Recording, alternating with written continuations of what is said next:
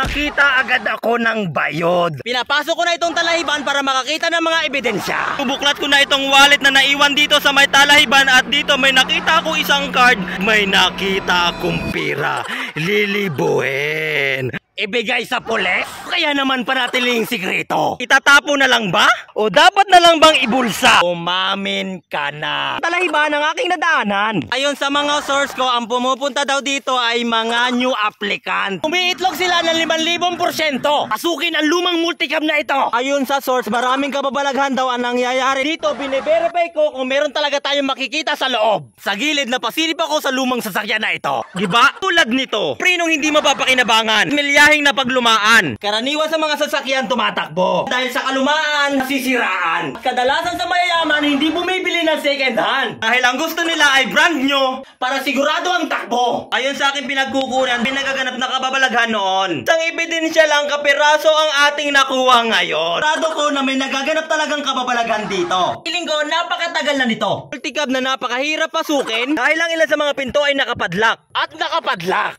Pero bukas pala dito. Diba ang saya-saya? Bago tayo magpatuloy mag-imbestiga, dumaan muna ako dito sa farm ng mga itik. Napakarami talaga ng alaga ko niyan dito. At umiitlog sila ng 5,000%. Dahil dumaan muna ako sa kaibigan ko, manghihingi muna ako kahit isa lang. Walang tanging daan dahil itong pilapi lang ang pwedeng daanan. At matapos kong dumaan sa mga itik, isang sikretong talahiban ang aking nadaanan. Halina tuklasin ang mga nakakagulat na pangyayari. Sa gilid ng talahiban, dito naman may palaisdaan. Napakasarap siguro ng tilapia. Lalo na kung pinais at nilaga at may kaunting suka. At guyudin na natin ang talahiban na ito. At tagpuan ko nga ang cover ng motor, pakalat-kalat. May bote rin ng suka. May nakaiwan din palang wallet. Nino kaya itong wallet?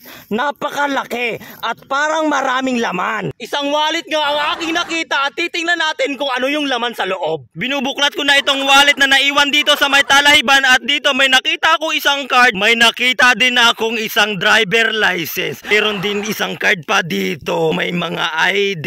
Sa loob may nakita akong pira. Lilibuhin. Kaya saya, hindi ko napakita sa inyo yung mukha nung tao na nakaiwan ng ID na ito. So garantisado may pera sa loob. May vaccination card at meron ding resibo. Mabilis kong makikita ang identifikasyon ng taong ito dahil sa mga resibo, mga ID nakalagay dito. Ang saya-saya. Kanino man ito, mamin ka na. Diba? Nalaman na ngayong asawa ko ang naghatid. Pasok ko na itong talahiban para makakita ng mga ebidensya. Kakita agad ako ng bayod. Pansinin nyo, nakabaluktot yung bayod. Marami talagang tao na nagsasabi na bakit ang bilis ko daw makakita ng mga ebidensya. Meron tayong 500,000 IQ resources na aking nakakalap at natatanggap. Nakikita ko agad yung mga ganitong bagay, talahiban o saan man lugar na kanilang pinupuntahan. Ayon sa mga source ko, ang pumupunta daw dito ay mga new applicant, mga baguhan sa lugar na ito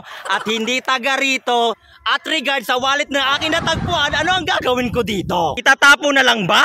O dapat na lang bang ibulsa? Ibigay sa pulis? Ibigay na lang sa iyong misis? O kaya naman panatilihing sikreto, bagay na ito at sa talahiban. Parang walang gulo, di ba? O baka naman gusto mo akong partihan sa laman. Saya-saya talaga na makakita ng wallet sa lugar na ito na wala naman akong kinalaman kundi mag-imbestiga. Rarapat lang ito na maiwan sa'yo dahil hindi ko lang alam kung anong pakay mo ito sa talahiban. Bahala ka sa buhay mong kumuha sa akin na ito. Kunta ka sa akin. Ito mo talagang makuha, nawawala sa'yo.